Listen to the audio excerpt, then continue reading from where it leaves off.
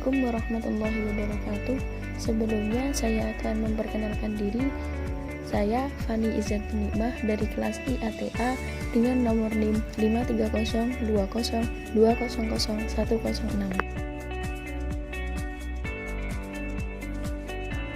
Lanjut, pada kesempatan kali ini akan memahami tentang materi pengantar filsafat mengenai mengenal dan mendalami filsafat Ibnu Sina.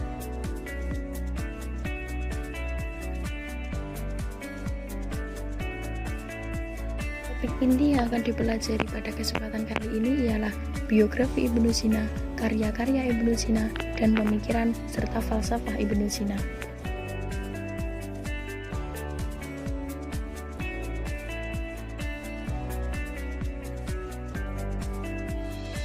Biografi Ibnu Sina.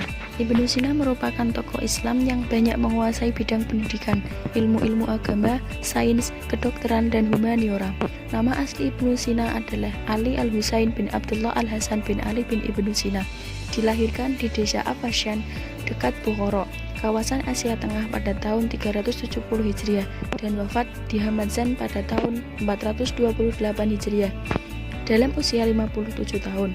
Beliau dilahirkan di Persia pada bulan Syawal 370 Hijriah atau 980 Masehi. Namun, orang Turki, Persia, dan Arab mengklaim Ibnu Sina sebagai bangsanya. Hal ini dikarenakan ibunya sebagai kebangsaan Turki, sedangkan ayahnya berkebangsaan Arab. Pada usia 10 tahun, ia telah menyelesaikan pendidikan Al-Quran, sastra, dan bahasa Arab. Kemudian, ia belajar ilmu fikih pada seorang guru bernama Ismail yang terkenal sebagai orang yang hidup di zuhud.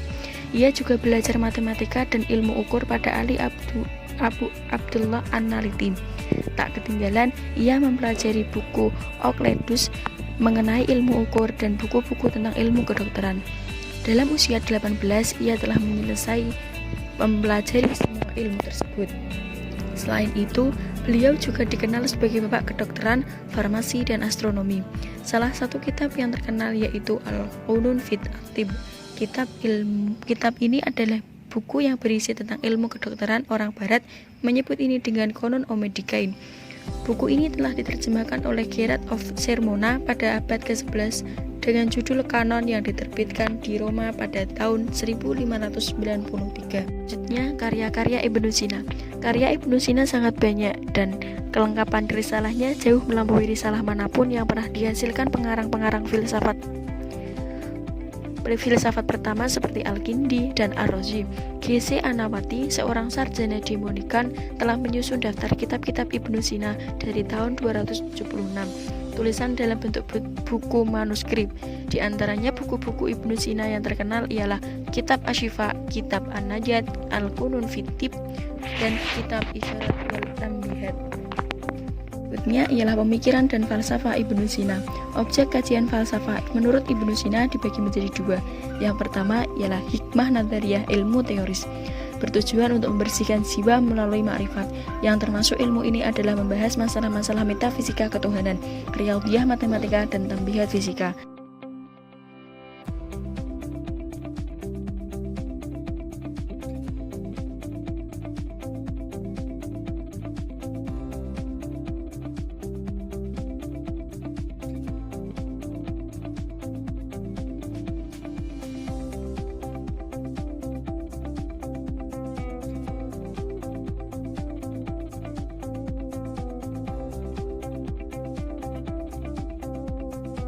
Kedua, hikmah amaliyah, ilmu-ilmu praktis. Yang termasuk bagian dari ilmu-ilmu praktis adalah etika khuluqiyah, mengatur pergaulan keluarga dalam rumah tangga, ekonomi, tabdir al-manzi, mengatur pergaulan umat dalam negara, tabdir al-madinah, dan kenabian.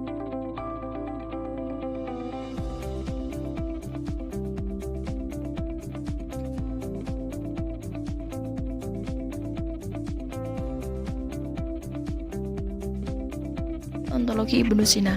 Filsafat Ibnu Sina yang menandai puncak filsafat paripatik Islam didasarkan pada ontologi, sehingga Ibnu Sina disebut juga sebagai filosof wujud. Ada 3 hukum menurut Ibnu Sina untuk membedakan wujud murni dengan eksistensi dunia. Ibnu Sina membuat perbedaan fundamental di antara ketiganya, yaitu yang pertama al-wajib al-wujud, wujud yang wajib, kedua al-mungkin al-wujud, dan yang terakhir al-mumkin al-wujud atau mustahil.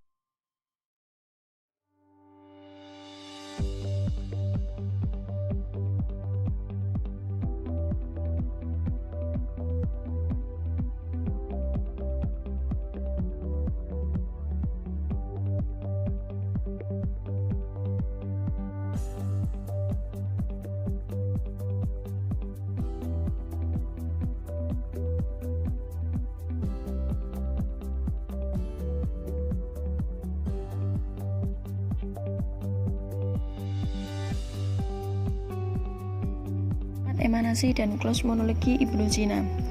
Emanasi berasal dari Plotinus, sang filosof yang berkontemplasi. Pemikiran Plotinus disebut yang satu, toten. Yang satu itu adalah yang tak berhingga dan absolut. Dengan yang lain perkataan, yang satu adalah Allah. Dari kesatuan yang tak terdefinisasi itu keluarlah perbaikan dari yang satu melalui semacam emanasi atau radiasi. Filsafat emanasi yang teologi dan falsafah Islam yang berwujud untuk memurnikan tauhid. Emanasi ialah teori tentang keluarnya suatu wujud mungkin makhluk, alam makhluk dari zat yang wajib al-wujud, zat yang pasti adanya Tuhan. Teori ini juga disebut teori urutan wujud. Pemurnian tauhid inilah yang menimbulkan filsafat emanasi, yang bahasa Esa berpikiran tentang dirinya yang Esa, dan pemikiran merupakan daya atau energi.